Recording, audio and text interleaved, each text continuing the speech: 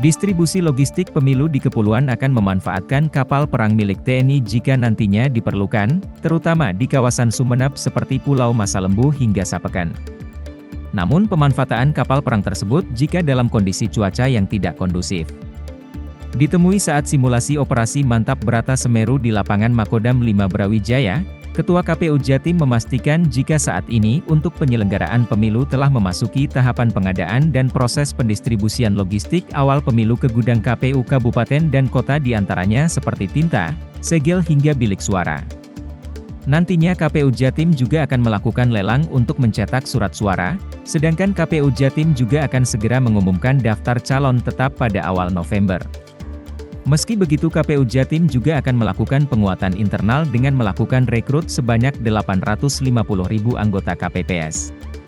Sedangkan untuk pendistribusian logistik selama ini juga dibutuhkan di kepulauan khususnya Sumeneb seperti Masalembu dan Sapeken yang akan dikirimkan melalui Pelabuhan Tanjung Perak. Namun hingga saat ini KPU Jatim juga belum melakukan permintaan kapal perang yang akan digunakan jika cuaca tidak kondusif, namun jika cuaca kondusif logistik pemilu akan dikirimkan melalui kapal reguler. Mulai hari-hari ini kita sudah melalui proses pengadaan logistik ya.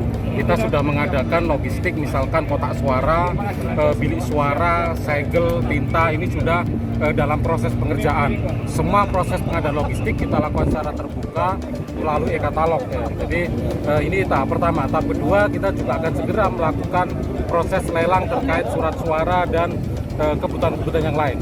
Sementara itu Pangko Armada 2 Yayan Sofian juga memastikan akan membantu distribusi logistik dan akan disiapkan kapal perang sesuai dengan kebutuhan.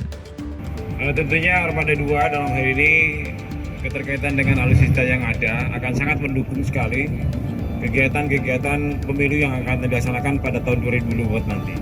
Dan sampai dengan saat ini belum ada permintaan untuk pendistribusian logistik untuk pemilu.